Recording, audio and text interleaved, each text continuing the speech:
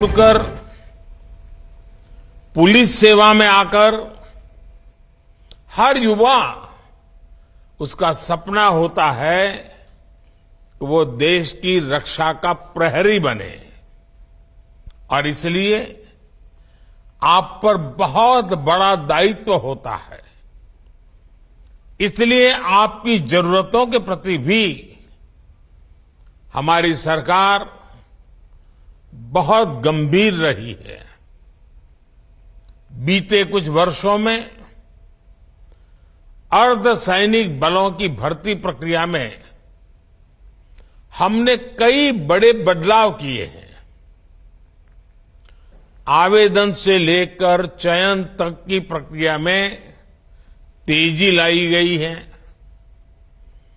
अर्धसैनिक बलों में भर्ती के लिए होने वाली परीक्षा अब 13 स्थानीय भाषाओं में भी कराई जा रही है। पहली ऐसी परीक्षा में सिर्फ हिंदी या अंग्रेजी चुनने का ही विकल्प होता था।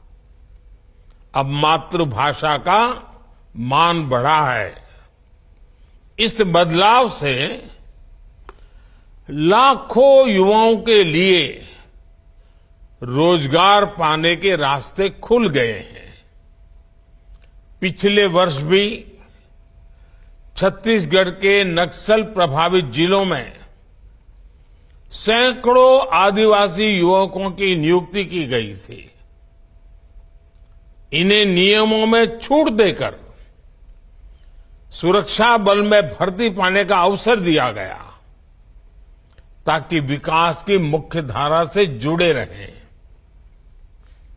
इसी तरह बॉर्डर डिस्ट्रिक्ट और उग्रवाद प्रभावित जिलों के युवाओं के लिए कांस्टेबल भर्ती परीक्षा में कोटा बढ़ाया गया है। सरकार के प्रयासों से अर्धसैनिक बलों को लगातार मजबूती मिल रही है।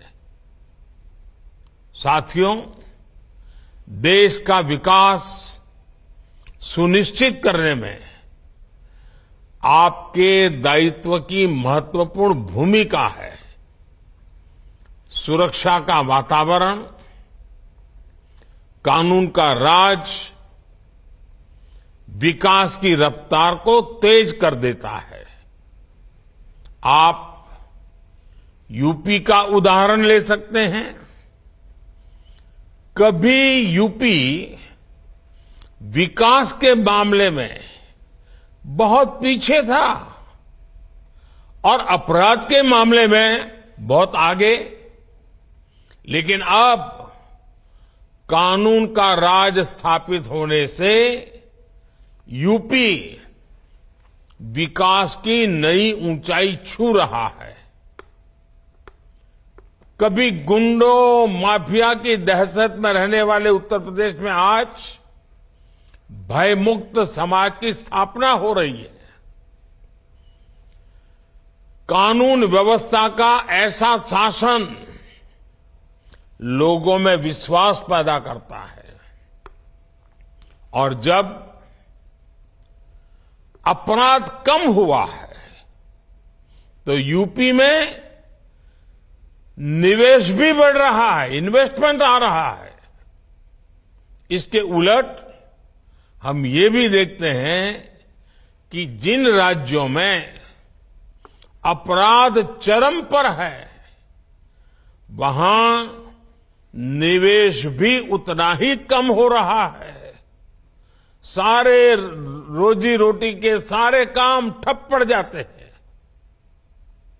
मेरे परिवारजनों, आजकल आप लगातार पढ़ते भी हैं और देखते भी हैं कि भारत दुनिया की सबसे तेजी से बढ़ती हुई अर्थव्यवस्था है। भारत इस दशक में टॉप 3 अर्थव्यवस्था में शामिल हो जाएगा।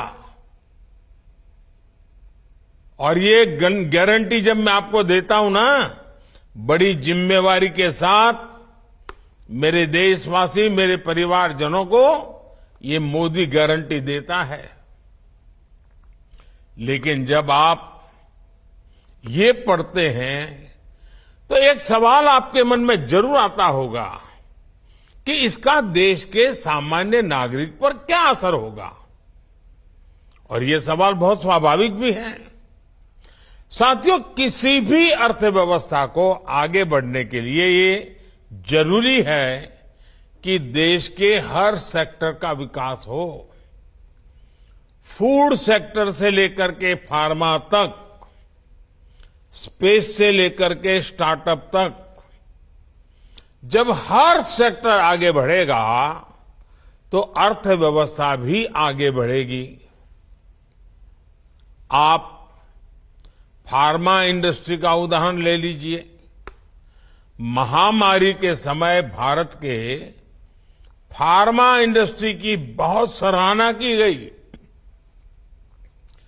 आज ये इंडस्ट्री 4 लाख करोड़ रुपए से ज्यादा की है और कहा यह जा रहा है कि 2030 तक भारत की फार्मा इंडस्ट्री करीब 10 लाख करोड़ रुपए की हो जाएगी।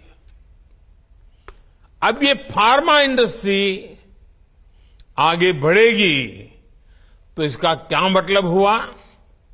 इसका मतलब ये हुआ कि इस दशक में फार्मा इंडस्ट्री को आज की तुलना में कई गुना ज्यादा युवाओं की जरूरत पड़ेगी। रोजगार के अनेक नए अवसर आएंगे। साथियों, आज देश में ऑटोमोबाइल और ऑटो कंपोनेंट्स, इस इंडस्ट्री में भी बहुत तेजी से बढ़त देखने को मिल रही है। फिलहाल ये दोनों इंडस्ट्री 12 लाख करोड़ रुपए से ज्यादा की है। आने वाले वर्षों में इसके और बढ़ने की उम्मीद है। इस ग्रोथ को संभालने के लिए ऑटोमोबाइल इंडस्ट्री को भी बहुत सारे संख्या में नए युवकों की जरूरत होगी, नए लोगों की जरूरत पड़ेगी, रोजगार के अनगिनत अवसर बनेंगे। आपने देखा होगा कि इन दिनों फूड प्रोसेसिंग इंडस्ट्री के महत्व की भी काफी चर्चा होती है। भारत का फूड प्रोसेसिंग मार्केट पिछले साल करीब 26 लाख करोड़ रुपए का था। अब अगले 3-3.5 साल में ये सेक्टर करीब 35 लाख करोड़ रुपए का हो जाएगा। यानी जितना विस्तार होगा उतने अधिक युवकों की जरूरत पड़ेगी, उतने नए रोजगार के मौके खुल जाएंगे। साथियों, भारत में आज इंफ्रास्ट्रक्चर का तेजी से विकास हो रहा है। पिछले 9 साल में केंद्र सरकार ने 30 लाख करोड़ रुपए से ज्यादा इंफ्रास्ट्रक्चर पर खर्च किए हैं।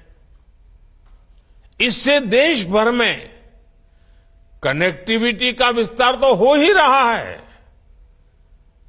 इसने पर्यटन और हॉस्पिटैलिटी सेक्टर में नई संभावनाओं को जन्म दिया है और नई संभावनाओं का सीधा मतलब है कि ज्यादा से ज्यादा रोजगार के मौके बनते जा रहे हैं। साथियों, 2030 तक हमारी अर्थव्यवस्था में टूरिज्म सेक्टर का योगदान 20 लाख करोड़ रुपए से भी ज्यादा होने का अनुमान है। माना जा रहा है कि अकेले इस इंडस्ट्री से 13 से 14 करोड़ लोगों को नए रोजगार की संभावना बढ़ने वाली है। इन सारे उदाहरणों से आप समझ कर सकते हैं कि भारत का विकास सिर्फ नंबर की रेस नहीं है। इस विकास का भारत के हर नागरिक के जीवन पर प्रभाव पड़ेगा। इसका मतलब है कि बड़ी संख्या में रोजगार के अवसर तैयार हो रहे हैं और इससे आय में बढ़ोतरी और क्वालिटी ऑफ लाइफ सुनिश्चित हो रही है। हम परिवार में भी देखते हैं ना, अगर हम किसान हैं, अच्छी फसल हुई, ज्यादा फसल हुई, अच्छे दाम मिले तो घर के अंदर कैसे रौनक आ जाती है। कपड़े नए आते हैं, बाहर जाने का मन करता है, नई चीजें खरीदने का मन करता है। घर की अगर आय बढ़ी तो घर के लोगों के जीवन में भी बदलाव आता है। जैसे परिवार में है ना, देश में भी वैसा ही है। जैसे देश की आय बढ़ती है, देश की ताकत बढ़ती है, देश में संपत्ति बढ़ती है, तो देश के नागरिकों का जीवन संपन्न बनना शुरू हो जाता है। साथियों, पिछले 9 वर्षों के हमारे प्रयासों से परिवर्तन का एक और नया दौर दिखने लगा है। पिछले साल भारत ने रिकॉर्ड एक्सपोर्ट किया। ये संकेत है कि दुनिया भर के बाजारों में भारतीय सामानों की डिमांड लगातार बढ़ रही है।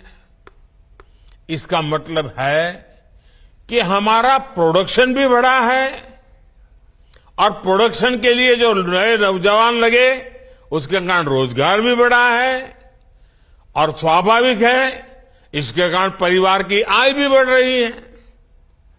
आज भारत दुनिया का दूसरा सबसे बड़ा मोबाइल फोन निर्माता देश है।